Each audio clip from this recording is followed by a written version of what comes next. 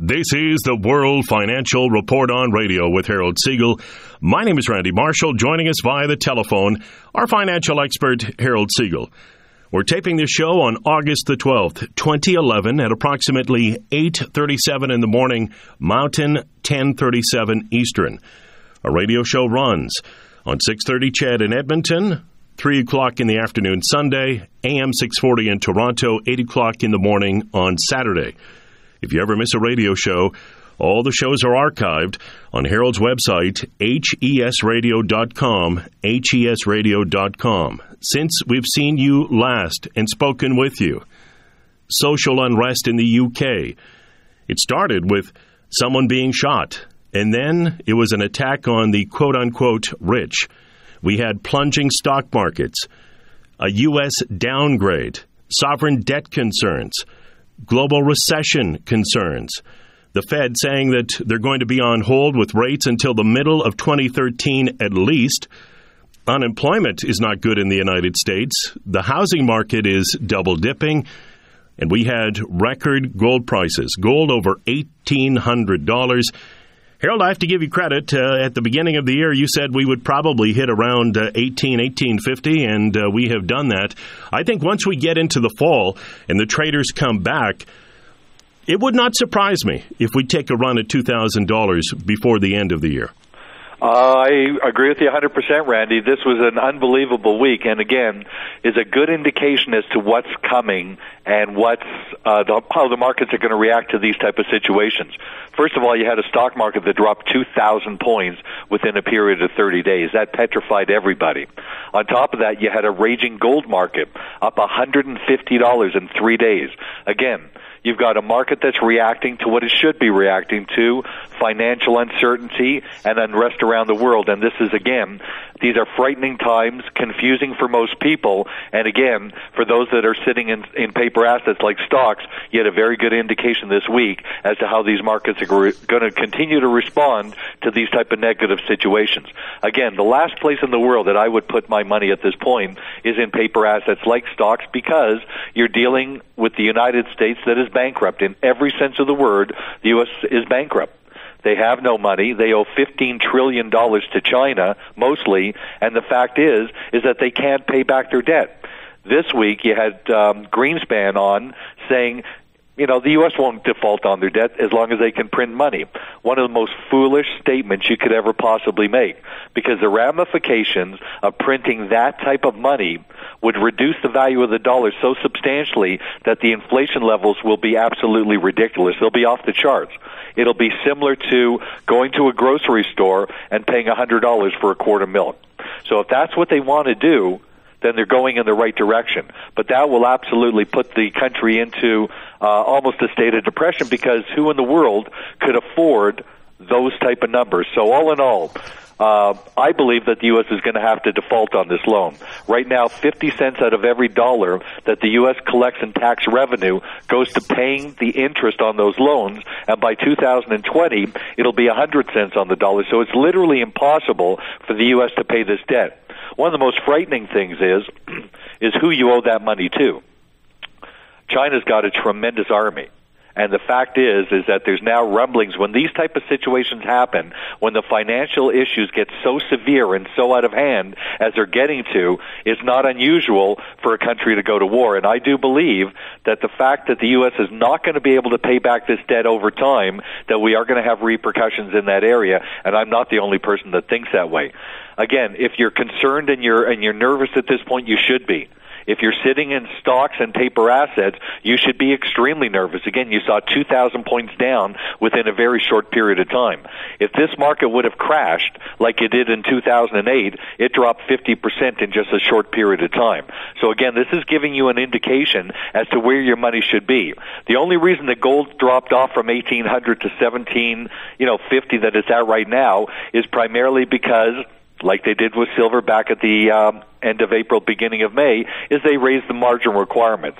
That's the way the exchanges control the volatility in the precious metals markets. However, it's got nothing to do with the fundamentals of gold because, again, gold moved up $150, hit a record price of $1,800 this week, and that's for good reason. And that will continue. Again, the fundamentals for gold are extremely strong, so I don't mind a pullback of $50, $60 in that market because we know where that market is going to. That market is going to at least $1,850 like we predicted at the beginning of the year. On top of that, if we break 1850, which we have a very good shot at doing, we could literally get very close to $2,000 gold this year.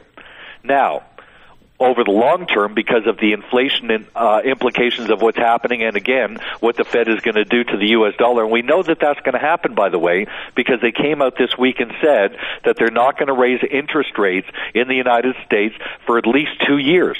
So that gives us another 2 years, at least, of gold and silver moving substantially higher because the U.S. dollar is going to drop substantially. The important number for the U.S. dollar is 71.5 cents. And basically, once we break that level, there is heavy support at that level. Once it's broken, that's where the dollar is going to free fall down, and that's when you're going to start to see gold in the 2,500 level and higher than that. So if you think that you've missed the move in gold and silver, you certainly haven't.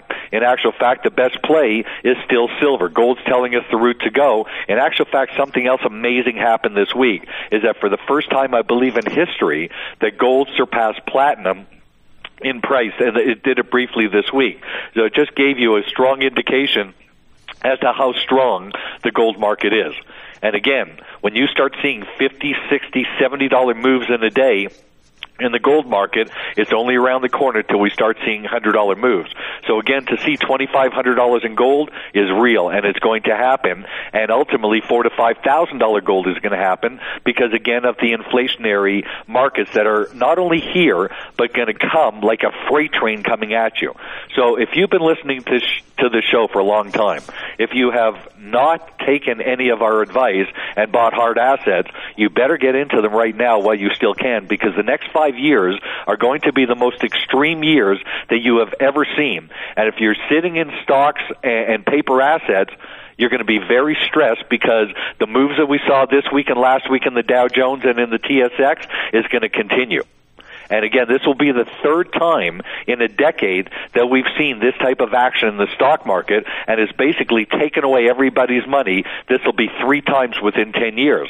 Meanwhile, in the last 10 years, we've seen our recommendations in gold go from $250 to $1,800.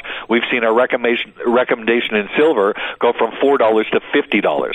Now, we did see silver pull back from $50 to $32, and as we're sitting right now, silver's sitting at about $39. I got to say that I was a little bit concerned and disappointed in the silver market this week because it traded in a very tight range. And basically, I wanted to see silver break above the $41 level and then have another run at $50. I'm still positive that that's going to happen.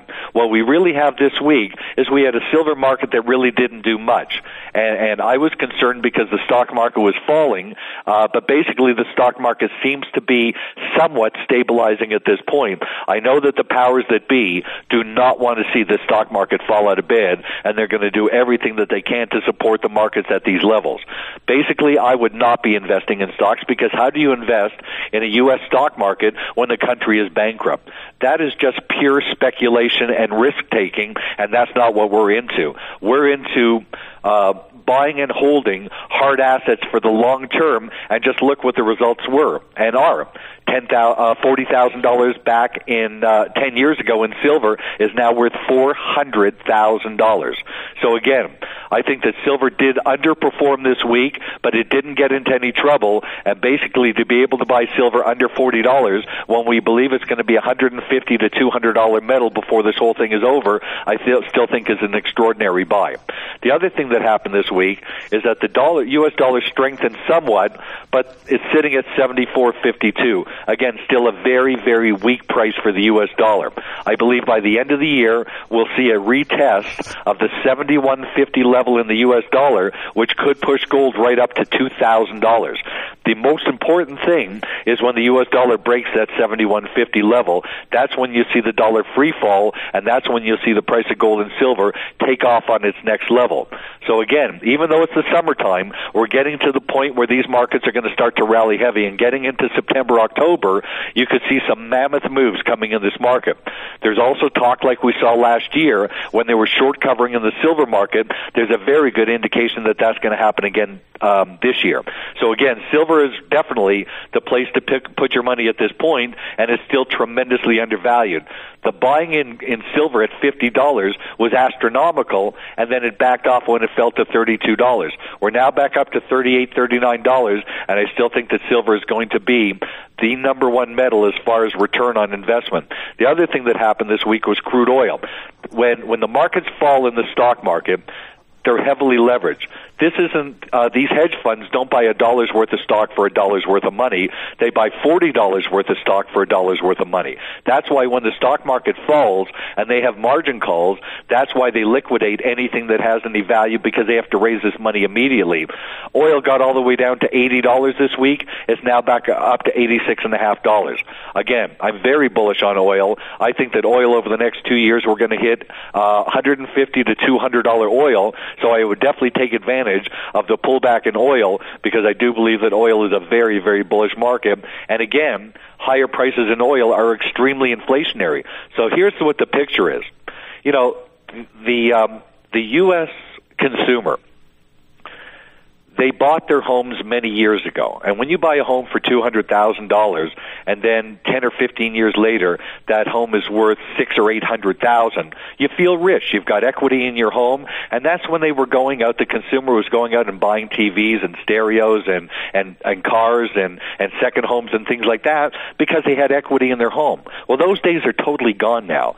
Nobody has equity in their home anymore. The fact is that the real estate market in the United States is abysmal, and as we've said over the years, it's continuing to fall. You're going to see prices on homes in the U.S. in certain areas continue to fall for at least the next couple of years. So I wouldn't really enter the U.S. real estate markets. But the bottom line is that the consumer has no money anymore. That's why it's nearly impossible for the United States to get out of the trouble that they're in. Until the consumer starts spending again, they have no shot of getting out of this hole that they're in, because nobody's paying taxes. And again, the economy just keeps getting worse and worse. Bottom line is, this week was a very strong indication of what's to come. If you're sitting in paper assets, you're in big, big trouble. If you're sitting in gold and silver, you should be very, very happy at this point and sleeping extremely well. Gold, silver, diamonds are going to get you through these next 5 years, and I've said this several times over the last month. We've got 5 years to make a ton of money. If you jump on the bandwagon and get into the hard asset market, you're going to make an awful lot of money over the next 5 years. If you sit in your paper stocks and don't do anything, you're going to suffer like 90% of the people out there that just don't know what to do and are afraid to pull the trigger. Again, gold, silver, diamonds are the answer to what's happening over the next 5 years, and if we stay on that route, we're going to make an awful lot of money, and that's my strongest recommendation. Get into hard assets, don't speculate, don't over-leverage your positions, and don't take unnecessary risks. Interesting article in the newsletter this week. Jeff Clark from Casey Research said, why you'll still be buying gold at $2,000. In other words, you won't be buying gold at $2,000 an ounce because you think it's going to $6,000. You'll buy it because you'll fear the dollar will continue losing its ability to meet basic monetary requirements, and you'll need a substitute, something that will retain its value. Obviously, the benefit, too, is it will go up in price. But that's the time that we live in right now, and that is having your money in something that will retain its value. To invest in precious metals, the company that Harold recommends is a Canadian company. They've been in business for over 10 years. They're the experts in this field. This is what they specialize in. We always stress that because there are a lot of people out there that are talking about precious metals. They don't have a long-term track record. Worldwide has been around the entire time. This radio show has been on the air since 2001. They've been through all the ups and downs in the markets, and they're the experts. Speak with them. Their telephone number, 1-866-623-2002, 1-866-623-2002. The website is wwpmc.com, wwpmc.com. They can help you manage your precious metals investment account. If you want to trade the market, you can do that, buy and hold the metal. They're really there to help you maximize the profit, minimize the risk. And now is the time to have precious metals in your portfolio. When you have a stock market plunging 500-600 points in a day, and then the next day it's plunging again, and then suddenly at the end of the day, in the last half hour, it